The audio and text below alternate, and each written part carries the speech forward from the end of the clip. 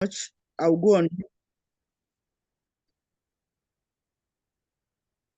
All right. Thank you, Dr. Veronica Adetunji. Thank you very much, everyone, for coming out for this. I think I would prefer to call it an interactive section.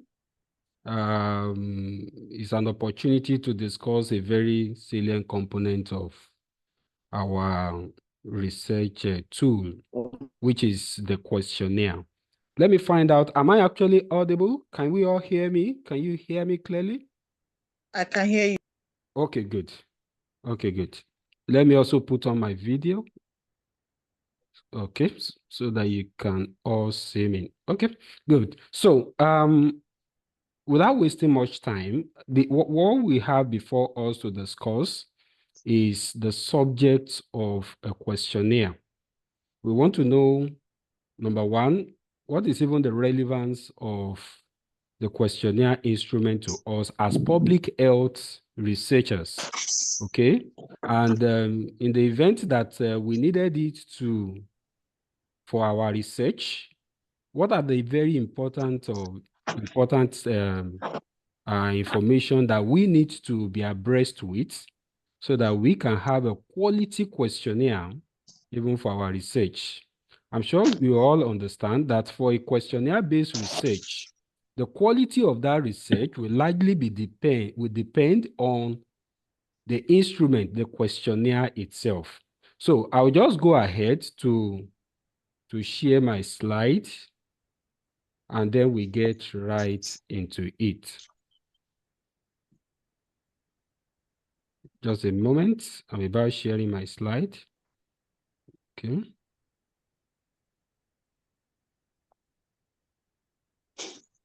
So can we all see my slide, please? Can we all see my slide, please? Yes. Yes. Okay, great. Great. So, once again, my name is Dr. Felix Ayodele Oyeleye. I work with the University of Nigeria in Nsukka. And I'll be sharing with you on the topic of essential. Can you hear a sound there? Okay. Please, let's mute ourselves. Wow.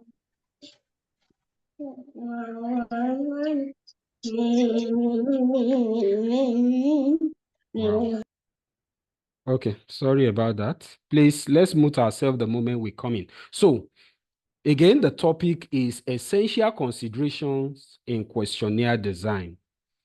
Now, by way of background, there is a particular individual called Thomas Berger. According to him, he said the art and science of asking questions is the source of all knowledge. Now, what that actually implies is that historically, we can attribute the beginning of science to asking questions, not necessarily conducting an experimental work, maybe a lab finding. So, from time immemorial, people gather knowledge. They build the body of knowledge by asking questions.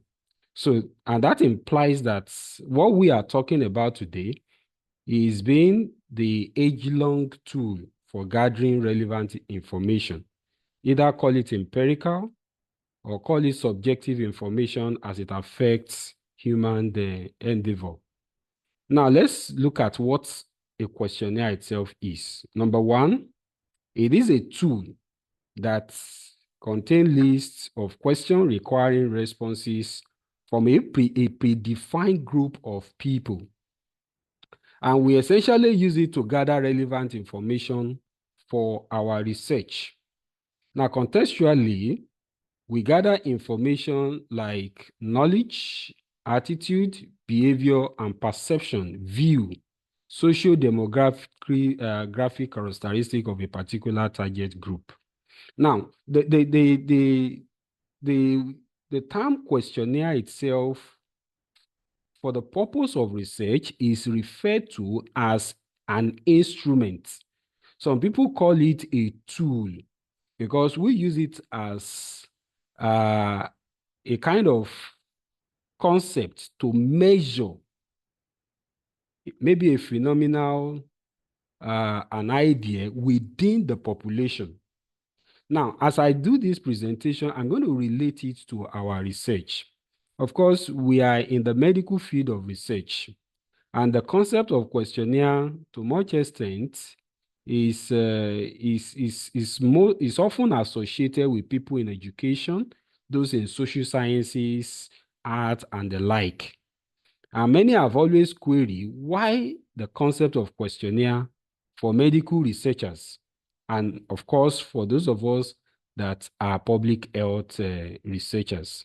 Now, it's important to understand that, more importantly, for those of us that are public health researchers, there are times that you are conducting an experimental work.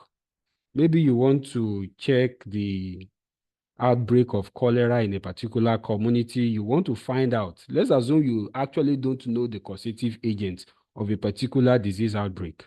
Now, of course, usually we pick sample and you're going to conduct a laboratory investigation. But there are times that many a times the laboratory investigation may not give us the background information to that particular outbreak.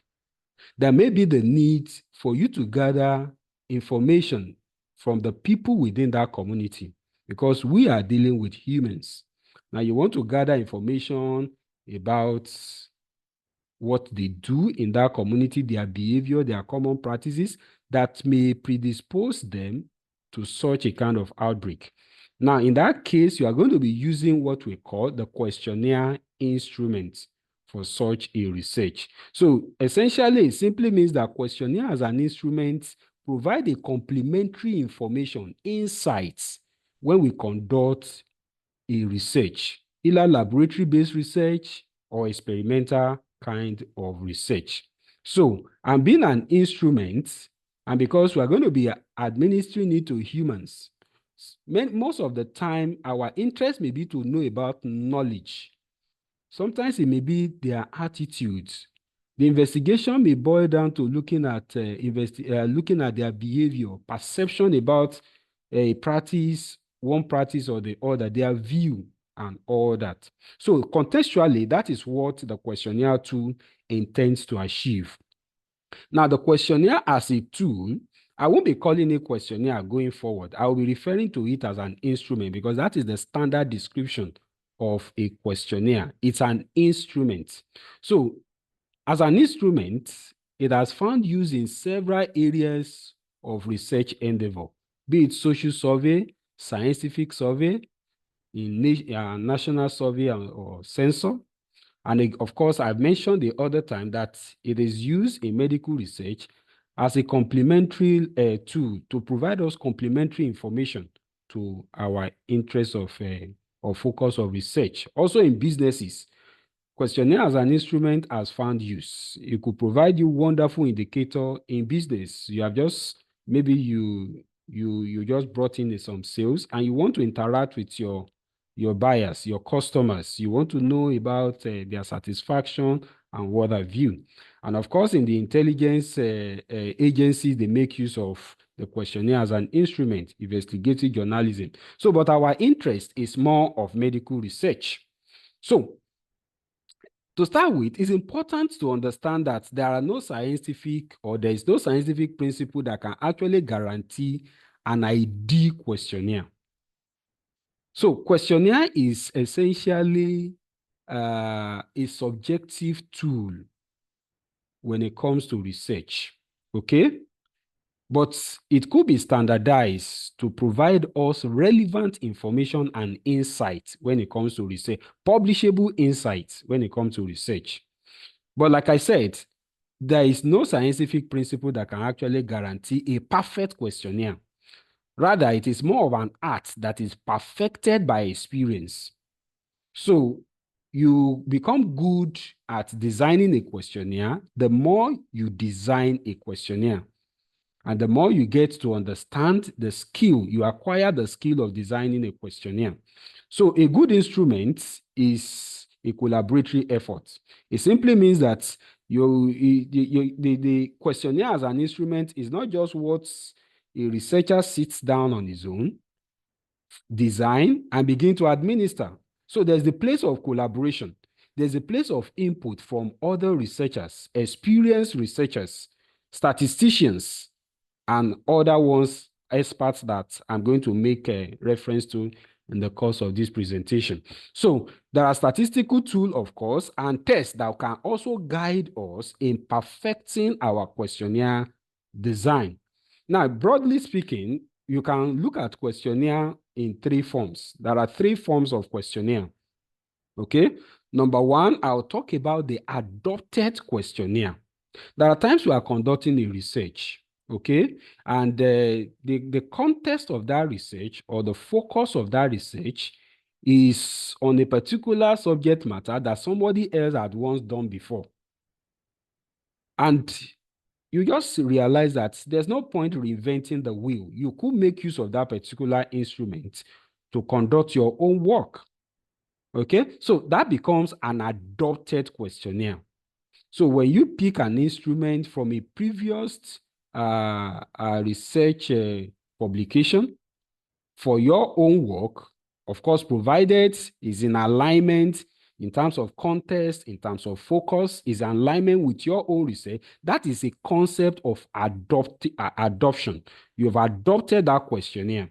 But it's important to mention that when we intend to make use of an adopted questionnaire, we must make sure that we are taking such instrument from a published research article, okay? Or maybe from reputable journals.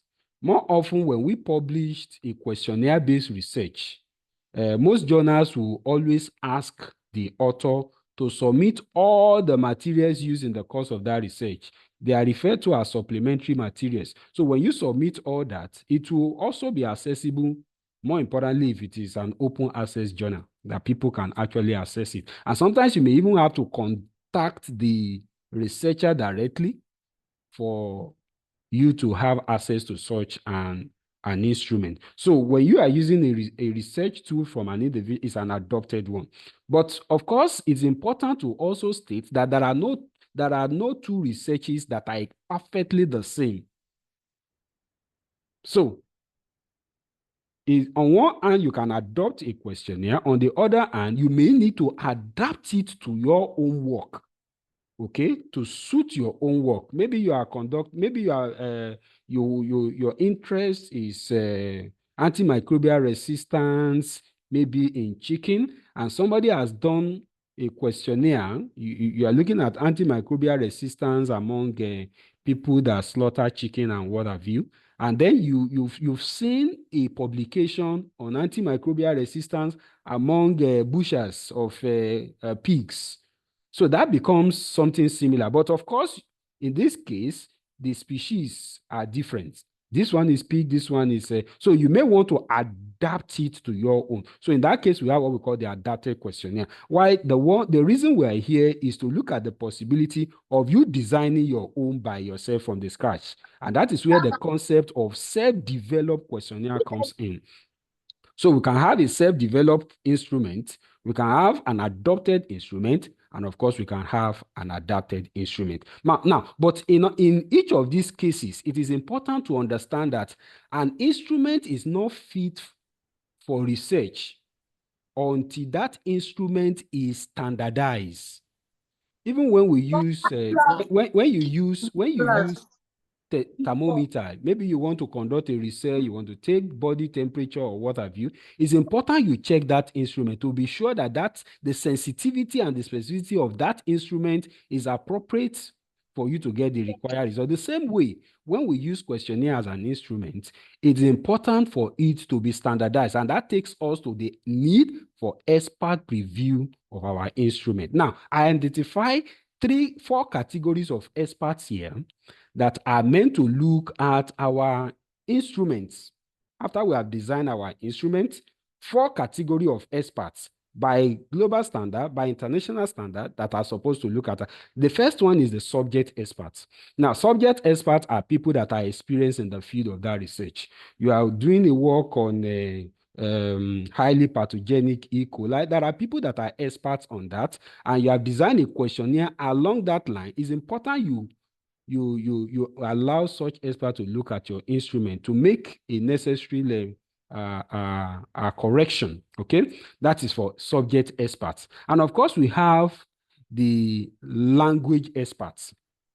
Sometimes an instrument can be designed in a different language. You can you can design an instrument in Hausa language, in English language, in whichever language of your choice.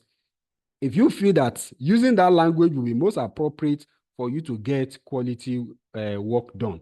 So, but it's important that it doesn't matter if you are a first speaker of that language, you need a language expert to look at that particular instrument to certify that instrument as well crafted. Very, very important. Now, the third category are the statisticians. Now, it's important I mention that every questionnaire-based work must be done right from conception, even with the statistician. The statistician is like that individual that will hold our hand to walk through the whole process of developing that particular questionnaire. You know, many a times as a statistician myself, one of the greatest challenge I've had to face many a times with colleagues, friends, and even students is the fact that some people go to field without consulting a statistician. They develop an instrument on themselves without taking it through expert assessments, subject expert assessment, and then they get to the field. The likelihood is that you are going to gather information, number one, that may not even be relevant to that particular research. You may gather data that may not even be analyzable at the end of the day. You know, one of the challenge like I was saying, I've experienced is when somebody presents some data to me, please, can you help us analyze this data? How do I analyze this data? The fact is that before you go to the field to collect data, you must, in the course of designing your questionnaire, that is when your decision on how to analyze it supposed to be discussed and finalized. We don't talk of how do we analyze a data after we have returned from the field. No. So the statistician is very, very important here. Okay. When I say statistician, I mean statistician, not just any individual that has an idea of statistics. So the fourth category of persons are the psychologists. You know, when it comes to certain, more importantly, when it comes to language, and you're using a questionnaire in a community, people have different way they view things. Okay, your presentation and all that matters a lot. So there is what you call the psychology aspect of questionnaire. Like in my own native language, they say that to say sorry, it is gender sensitive. It can be a male, it can be a female. It simply means that you need a psychologist alongside a language expert to help you properly craft your questionnaire so that the way the item in your questionnaire are constructed, they are done in such a way that it will not be offensive to your respondents. Very, very important. So that's the place of psychology. A simple statement in some places that may be acceptable, it may not be acceptable in some other culture or background. So let me move faster. So now the question is, where do we begin to talk about the need for questionnaire? Of course, from the very point in time you realize that you are conducting a research and you need a supporting information that you cannot get from the lab. You can't get from experimental finding. That is where the need for questionnaire as an instrument comes in. And it is important to understand that the role of that your questionnaire must be clearly spelled out in your research objectives and your research questions. Very, very important. Let's have an example of what I'm trying to say here. This is an example of a set of research questions. Is the highly pathogenic E. coli present in equipment water used during beef processing at Abuja Abattoir? Now, that's a research question. Now, if I may ask, what type of what type of research focus would this be? Or how would this kind of research question actually be accomplished? Somebody would tell me it is what? It is laboratory. Good. It simply means you have to take sample, you have to get into the laboratory and investigate, okay, that particular pathogen of interest. Now, the second example is, what are the antimicrobial resistant virulence gene harbored by this E. coli species associated at Abuja Abattoir? Here we are talking about antimicrobial resistant virulence gene. I'm sure you agree with me that this will also be what? A laboratory investigation. Now, let's look at the third category. That is where you have what is the level of knowledgeable. What is the level of knowledge? That should be knowledge, pardon me, attitudes and risk practices among slaughterhouse workers that affect human health and physical environment in the abattoir. So you can agree with me, you agree with me that this last research question cannot be accomplished in the laboratory or maybe by experimental finding. You will need a questionnaire as a tool to accomplish it. That is why that third research question is questionnaire-based survey. Okay? You are going to check the knowledge, the attitudes, the risk practices among this set of people. So it must be clearly established in our research question. So at times you see some researchers, they will bring forth, they'll say, I want to use questionnaire in my study. And then the first thing is that, what are your research questions? And when you look at the research question, you cannot see anywhere in the research question that the need for a questionnaire as an instrument is actually indicated. That will not be correct. Okay, so our research question must clearly spell out the need for the use of an instrument. Now, so looking at that research question we have isolated now, what is the level of knowledge, attitudes, and risk practices among slaughterhouse workers? So the first thing we see there is the knowledge. We are interested in their knowledge. The second thing is their attitude, and the third thing is the practices. So now, these that we have identified are referred to as dimensions. Okay, these are the dimensions we want to measure with our instrument. Our instrument is a tool with which we measure dimensions that are clearly stated in our research questions. Very, very important. So, and because you have three dimensions here, what do we call this? This is a multi-dimensional what? Research question. So you can have a single dimension, you can have a multi-dimension research question. So let's have another example. What is the prevalence of trypanosomosis among unconfined dogs in Ebonyi? Prevalence. When you do prevalence evaluation, what would that be? I want this to be interactive. I don't like speaking alone. Can somebody give an insight? What would be the tool for accomplish such a study? Anybody? What is the prevalence of trypanosomosis among unconfined dogs in Ebonyi State? Anybody, please. Just unmute yourself and say something. I believe I'm audible, right? Anybody? Okay, so, but let me be sure. Can we all hear me? Am I audible enough? Yes. Hello? Okay, great. Okay, great. Okay, great. So, that will be laboratory. We want to check prevalence, okay? It simply means we are going to take samples from all these dogs, and then we're going to investigate and be sure that pathogen is in the sample we collected, okay?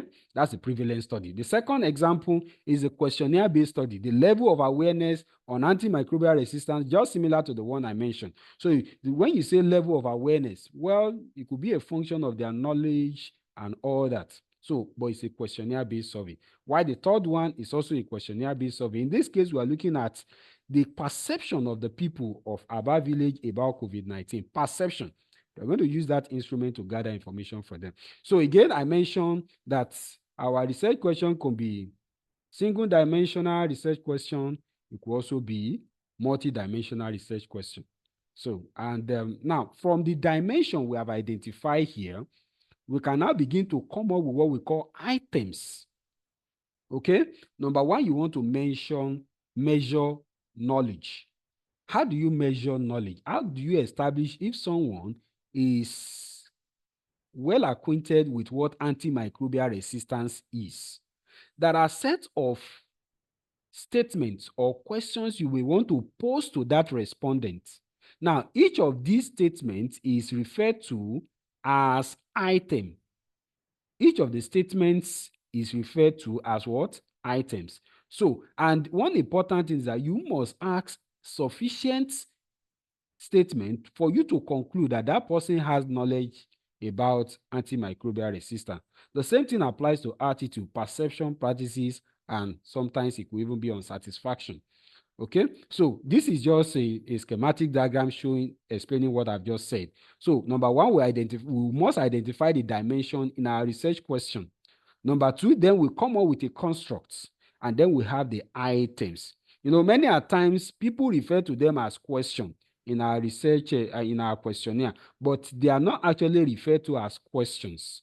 Okay, because sometimes they may not even come in form of question. It could just be a statement that you want somebody to agree, disagree, or strongly agree, or even to take a neutral position on. So that is why we don't refer to those things as question. We call them items.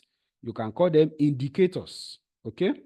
Or you call them variables, because that is what you will be seeing that each respondent will be taking position on. Okay, so this is an example of a construct now. So number one, we have identified the dimension. The dimension is that we want to know their perception. And then you come up with these constructs. If you can all see my slide, you have the attitude of consumers. That will be the constructs, okay? And then we have the scale. Now, this is a Likert scale. And then we have each of these items. Now, you expect the respondent to take a position. I seek for cheaper alternative.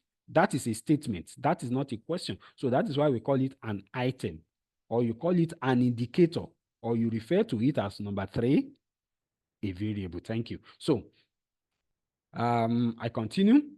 Now, it's important to understand that the nature of our research will determine the kind of data we are going to be using that instrument itself to gather.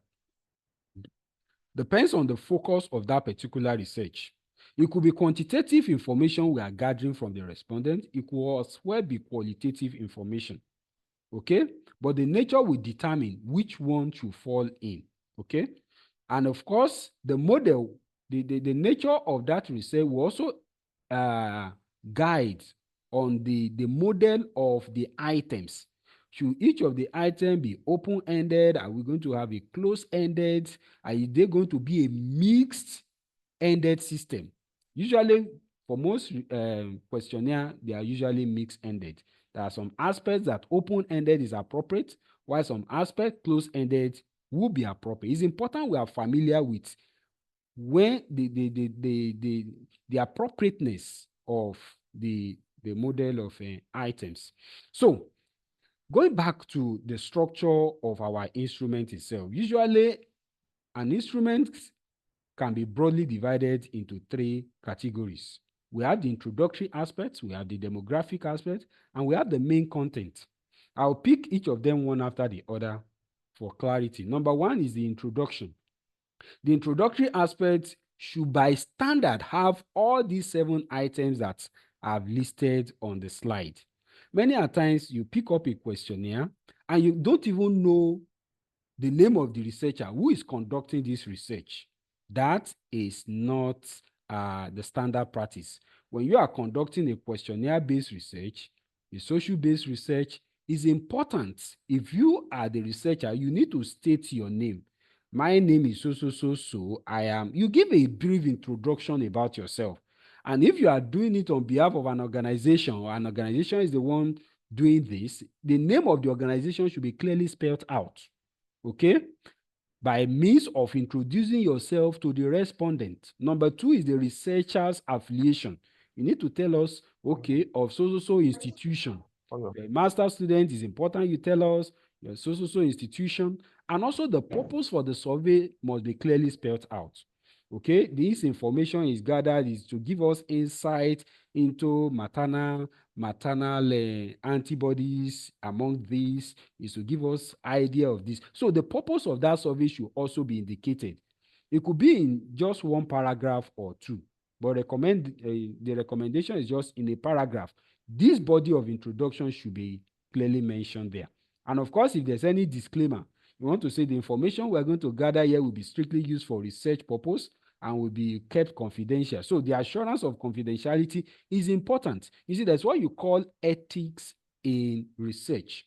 That's what we call ethics in research, which I'm sure we all know. It simply means that the information we take from people, the data we gather from people must be kept secured. I'm very busy. I don't. The data we gather from people must actually be kept secured. Okay. In fact, there are some kind of research that some kind of research is that you are supposed to even indicate how you are going to store that particular data. The data you are going to obtain, how do you hope to store it? Are you going to encrypt it? Are you going to store it in cloud? And all those things, okay? Because that is an essential ethical consideration. And of course, we know that ethical application, ethical approval is also important when we do a questionnaire-based research. In every form of research, in fact, that is the general position now. In all forms of research, in any kind of research, you should get ethical approval. Okay? So, number 6 point there is the informed consent. The respondent must be willing to participate. Okay? It must not be by coercion.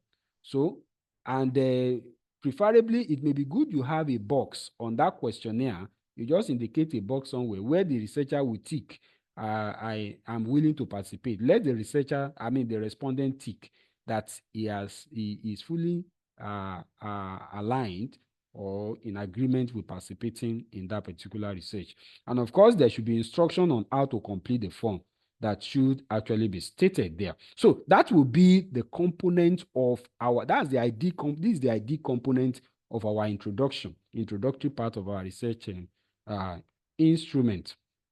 Okay, so I'm just going to run through a few guides that should guide the way we write.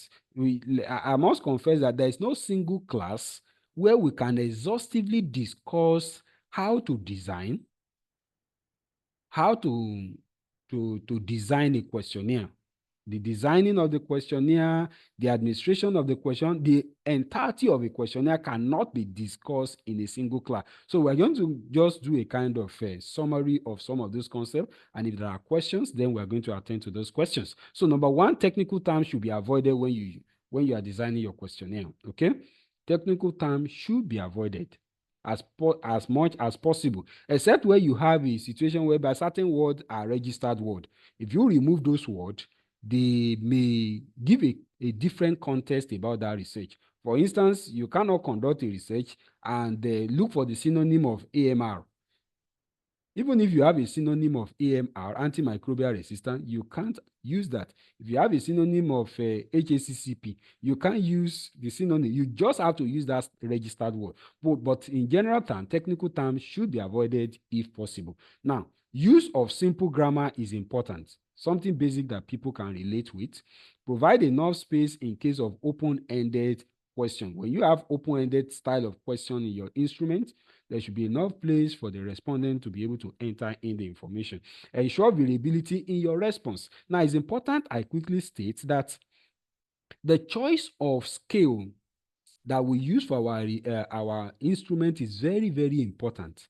It will determine if that questionnaire will pass the reliability check or not. Very, very important. Very, very important. So there should be variability. When you ask a question, the response provided must not box the respondent to a corner. The respondent must be able to take different positions. Do you like rice? Don't just say yes or no. There should be a neutral position. Okay. Not sure. That's what I mean by variability. So, and it gives greater credibility to our items when we craft it in your questionnaire.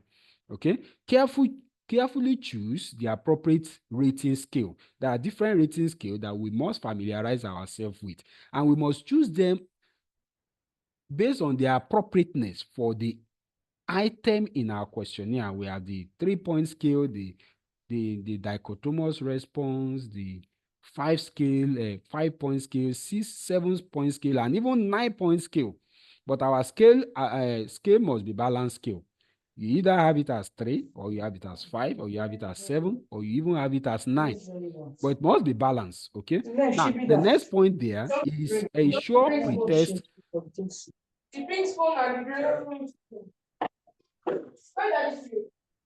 I'm getting some interferences. Let me see if I can mute the person. Please kindly mute yourself if you are just coming in. So, ensure a pre-test and a post-test of your instrument. Very, very important. These are standard. I mentioned at the beginning that there are statistical tests. There are statistical way of ensuring the standard of our instruments. And that is the place of the pre-test and post-test, which I'm still going to make reference to. So the next is to get it reviewed by experts. We have talked about that. The indirect enumerator must be properly trained. Now, if you are not going to be the one administering that questionnaire, it's important you train the enumerators. I mentioned at the beginning that the quality of a questionnaire-based research will be determined by the quality of the questionnaire itself and also the mode of administration, the administration of that questionnaire itself. Okay, if you have a very good questionnaire instrument and it was poorly administered with several manners of biases, then you're not going to get a quality research finding. Okay. So section your instrument based on dimension you intend to measure. In the I mentioned that we have introductory parts, we have the demographic, and we have the main content. The introductory part is what I itemize. The demographic is where you want to put, you want to classify, maybe for the purpose of frequency, something for that instrument. You want to ask about the geopolitical zone. You want to ask the state of the respondent. You want to ask some other information about the respondent. So that's the demographic aspect. Why the main point is the one addressing our research question itself, which is the main focus.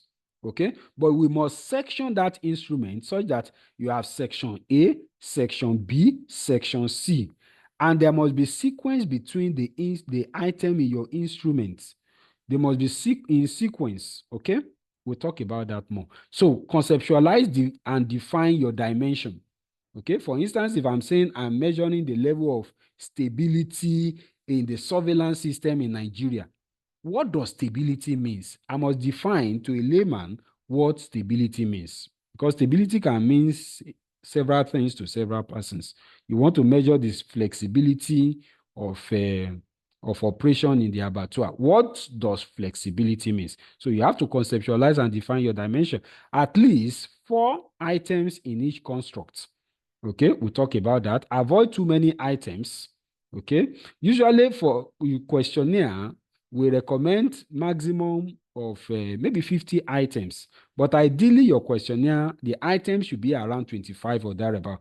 We all know the attitude of most people to filling questionnaire these days. The moment they are too long, I'm sure some of us, if I decide, okay, maybe I'm doing a research, and I say, please, can you help me fill this questionnaire? Not many of us will be willing to fill a questionnaire. That is the general attitude of people towards filling questionnaire. Now, imagine if somebody brought a questionnaire to you, and the moment you number one, you just collected it. By the time you open, you are seeing 4 pages, 5 pages. You will soon ask, are we writing jam? So, your questionnaire should be kept concise. Okay? At least maybe 25 items, maximum 50. In fact, sometimes it's better you even break it than having 50. 50 is considered too many. Some people get tired in the course of filling the questionnaire. And the tendency is that when fatigue sets in, they will start supplying information that are not even relevant, inaccurate information. So make it concise, avoid too long questionnaire. Your questionnaire should be properly formatted. It should be readers friendly. When you give questionnaire to people to fill, it should be reader friendly. There's a way you can junk up the whole thing as a body of text that people may not even be interested in. They may be discouraged attending to your questionnaire. Indicators must also match responses. Okay, and there should be a natural flow in the sequence. I've talked about that. Okay, so strategy concerning instrument design now. Number one, what type of scale do you intend to use? These are some of the things that you need to actually discuss. I ensure that you you pick the appropriate scale for your instrument. What communication approach should actually be used? Is it passive? Is it active? Should the question be structured or unstructured? We talked about that. Should the question also be disguised? There are times you want to conduct a questionnaire-based research and you want to do some measure of blinding. So these are very critical things that need to be decided. Now, this is an example of a questionnaire talking about sectioning. You can appreciate how this questionnaire is sectioned. You have section A, that's demographic and socioeconomic characteristics of respondents. And then you have it in, you can see the formatting. You have it in a box. You even have the coding. Okay, this even makes it easier for you to do your data management. When you do your data management after you have collected the sample, very, very important. So, and you see how everything is arranged. Each item or variable or indicator is already labeled A1, A2, A3. It makes life a lot easier. So let's go back. Let's go to the concept of pre-test and pilot testing. Now, I mentioned that our instrument is like you want to go and use cutlass to farm. It's important you make sure that that cutlass is in the best state to help you achieve your objective at the end of the day. That is where the concept of pre-test and pilot testing comes in. Our pre-test is the measure of the validity of our instrument. Of course, the pilot test is the measure of the reliability of that instrument. Validity is a function of the relevance and the clarity of the items in that particular instrument. Okay? So, and when you look at validity and reliability of our instruments, if you look at the first circle here, an instrument can be invalid and at the same time unreliable. That is why you see this circle here. You can see the dotting point, everything around, not coming, just one coming within the black hole here. While in the second case, an instrument can be valid but not reliable. So you can see 3 points in, 2 points out. While here, an instrument can be reliable but not valid. Okay? It's reliable. What does reliable mean? It means it's repeating itself. Ability to keep repeating itself, repeatability, that's reliability, or you call it reproducibility, that's reliability check. Okay, why the view we measure the precision of it. So you can have an instrument that is both valid and also reliable, and that is what you will want your instrument to actually be. Now, another point again is that validity measures compliance, while reliability measures consistency, okay? The test of accuracy, and there are 3 category type of validation we do on instrument. Number 1 is the phase validation.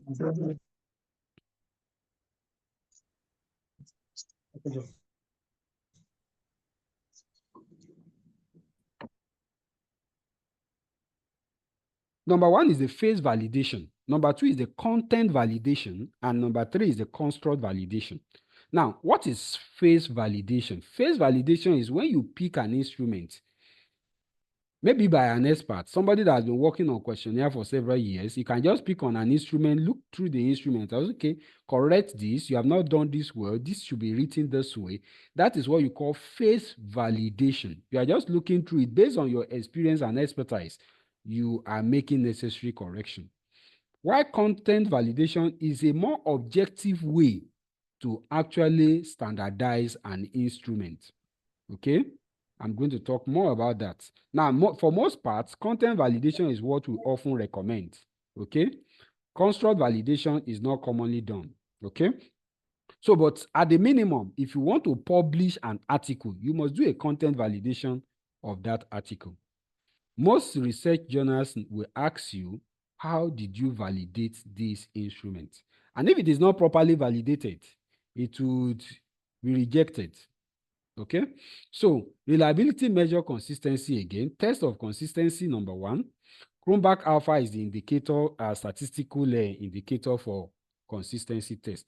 You can have square use test or retest, measurement, equivalent form, but for most parts, we use Cronbach alpha as our reference point. Okay?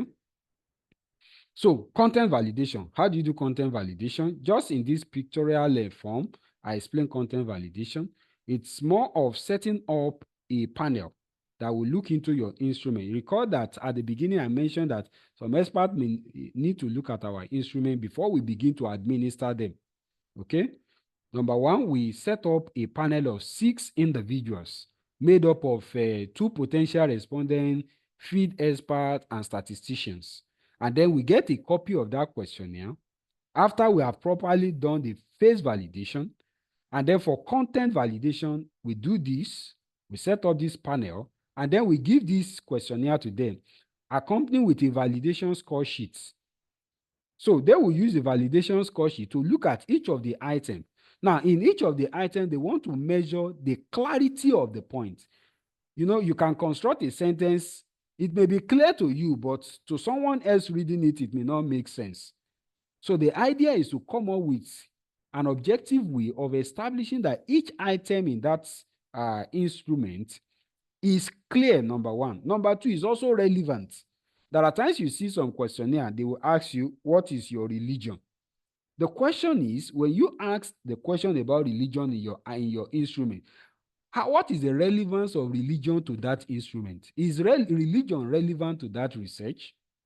Sometimes you ask marital status. The question is marital status relevant to that? And that is why some people end up having so many questions in their questionnaire, because they have added so many statements, items, indicators that are not relevant to that instrument. But if you can justify the relevance, then it's okay. But if they are not relevant, you don't have to have them there. And that will be the work of content validation. Now, secondly, we talk about reliability check. And I mentioned that Chromback Alpha is what we use. Usually in reliability check, we call it a pilot test. It's a test of feasibility of what you want to do. You want to conduct a research using a questionnaire-based research, and your target is 500 persons. Before you start sharing the instrument to 500 respondents or individual, it's important you give it to the first 30, the first 60, then gather that first 60, enter it into your software, your statistical analyzing software, and calculate the Chromback Alpha to establish the consistency within that particular instrument. If it passed the consistency test, that is when you are supposed to begin to share it to everyone. Otherwise, if that is not properly done and there's a failure of consistency test, that research will not be considered a quality research. Okay, and this is how we grade a reliability check.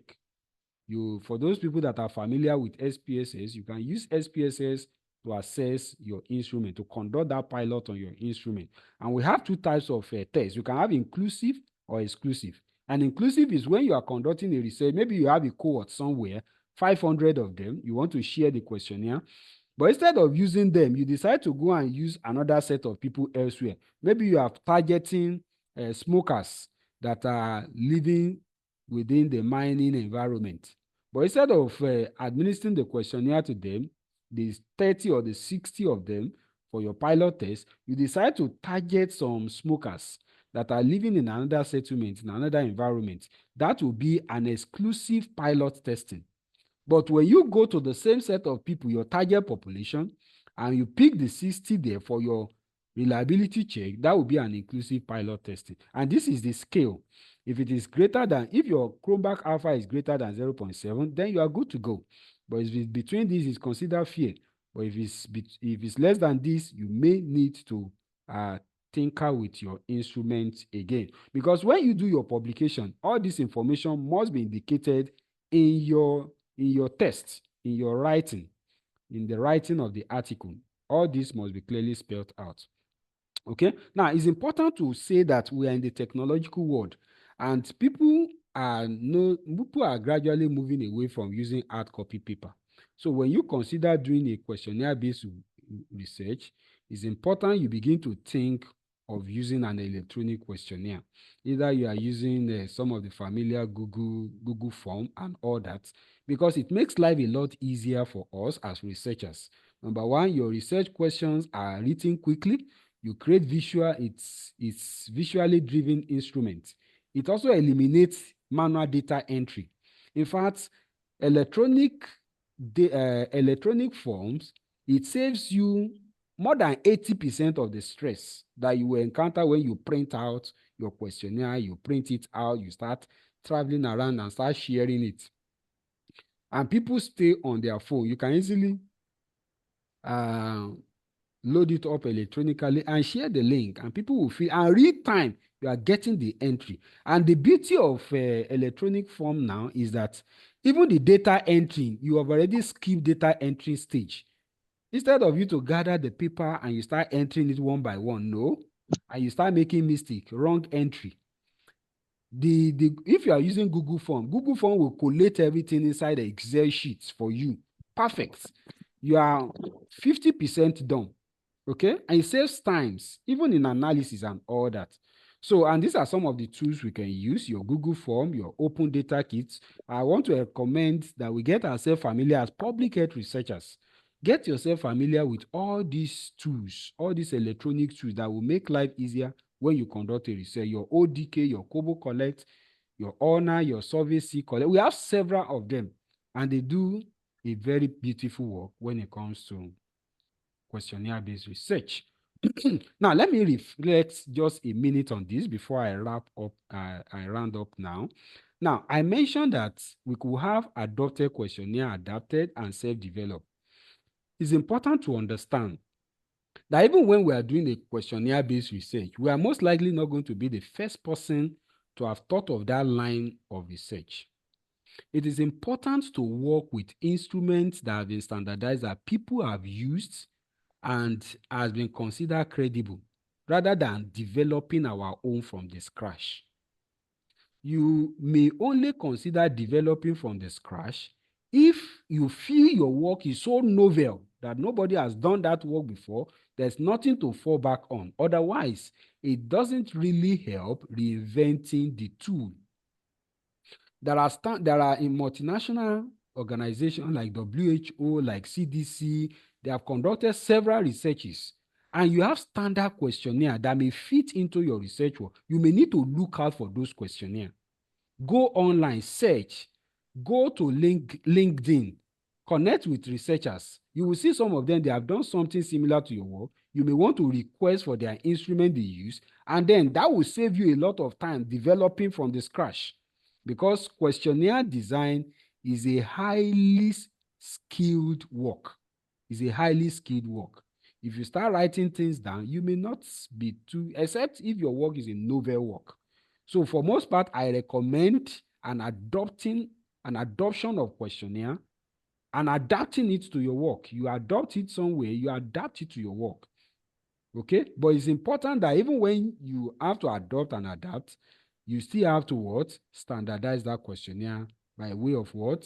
Pre-test. It will only make it better, which is very, very important. Okay, so I've talked about the quality of our research work. If it's a questionnaire-based work, the quality of the questionnaire is important. How we analyze is important, and the careful administration of it is important.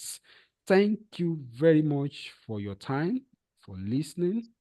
I think I will now yield the floor for Dr. Adetunji. Dr. Adetunji. Yeah, thank you so much, Dr. Oyeleye, for that wonderful presentation. At this end, I was also trying to write. It's really an eye-opener. It has actually exposed even me to some aspect of questionnaire. Thank you so much, and I'm sure the students have also benefited, even those who are on the field. So I will just give time without wasting our time. Please, if you know you have question, can you just use can you put it on the chat, or you just raise up your hand using the reactions button, so we can just take like maybe maximum 4 or 5 questions. If you have a question to ask and somebody already asked the question, you might just listen and take your answer from the question. So please, I want us to, because one of the ways to also show the lecturer that you have gained something is also you're being able to give him a feedback via questions. So maybe there's an area you need him to explain more, or you want to ask a question even within the same context. So the floor is open, please. Thank you.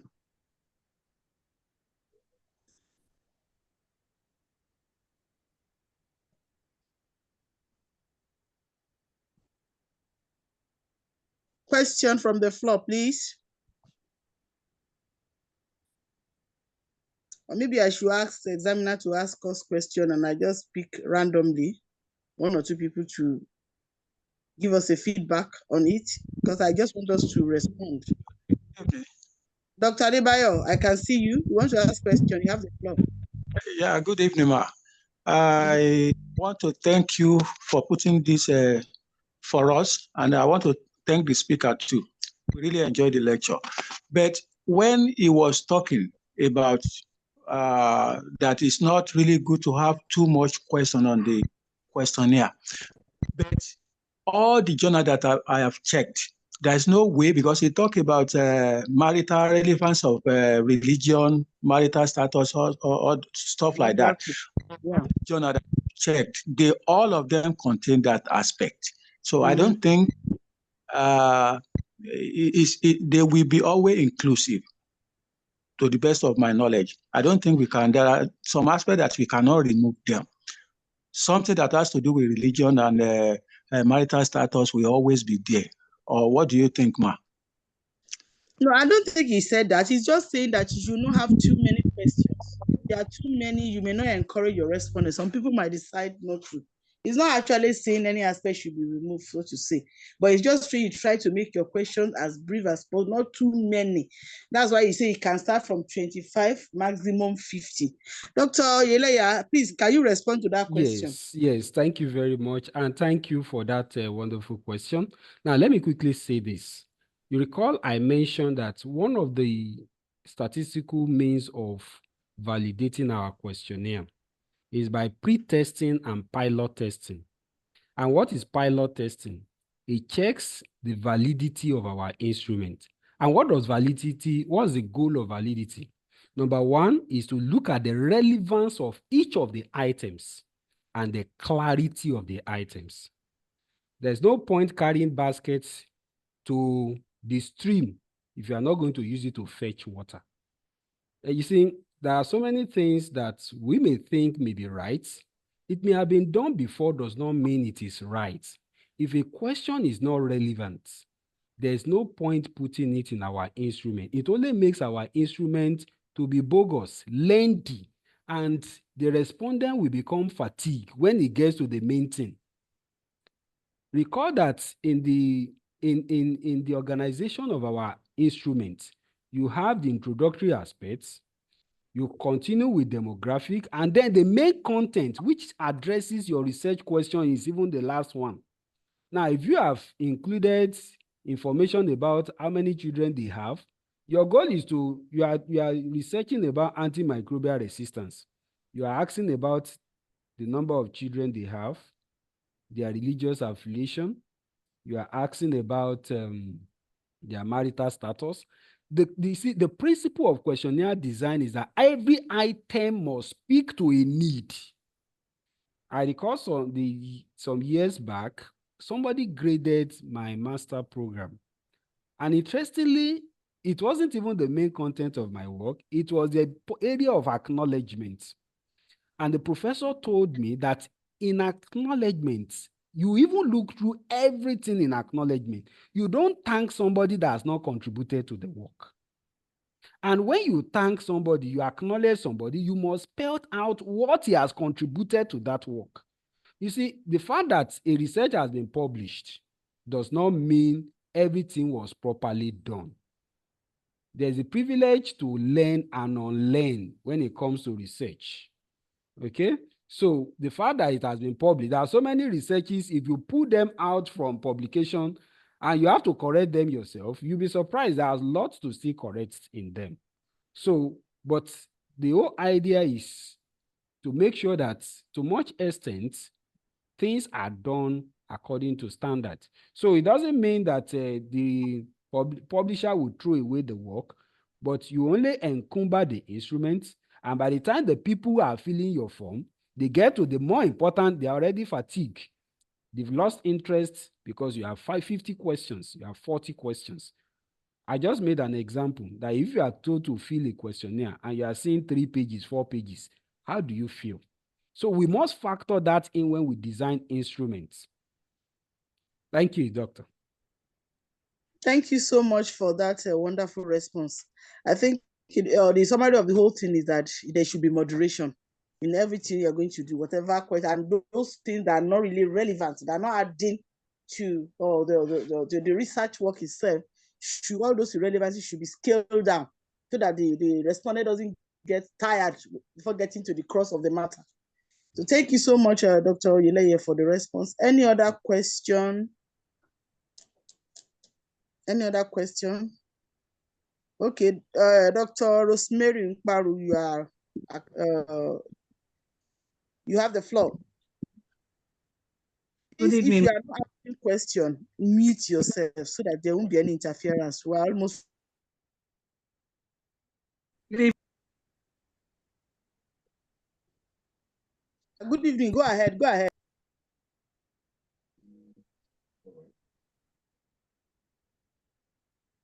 You have muted yourself. Go ahead. You unmute yourself and go ahead. You have muted yourself. Okay. So much. Actually, grateful. My question here of integrity. I don't know the pre-test and the pilot test. I want you to please give us the note online. I think as we have it, if you can get it on our platform or you send it to our mail, it will go a long way in understanding it better, because we still need to browse through it. With the explanation tonight, it has really opened our eyes to a lot of things when it comes to questionnaire. So that is just the aspect I want to talk about. I believe if we go through it over again, it will really make sense from the explanations. So I'm very, very grateful. Thank you very much, ma'am. And the presenter, thank you so much. Thank you. I will get in touch with Dr. Felix, and I know he will graciously oblige us that. So, and if there's no other questions, I want to use this opportunity to thank Dr. Oyeleye so much for this kind gesture, because it is at no cost, and we are really very grateful. We can only pray that may God reward you bountifully in Jesus' name. Thank you very much, ma'am. Thank you so much. We are so grateful. I will also give the feedback to the HOD. I'm sure he's on transit. He would have loved to join. He's supposed to travel, and he reminded me yesterday that I should not forget, and I said no. I've sent a reminder. So thank you so much. And for those of you that have made time to attend this evening, I'm sure you have gained one thing or the other. Thank you. I wish us all a pleasant evening. So thank you and good night to everybody. Right. Thank you, Dr. Felix. Thank you very much, ma. Thank you, Doctor. Yeah. Thank you, ma. Bye, everybody. Good night, everyone. All right. Good night, sir. Good night, sir.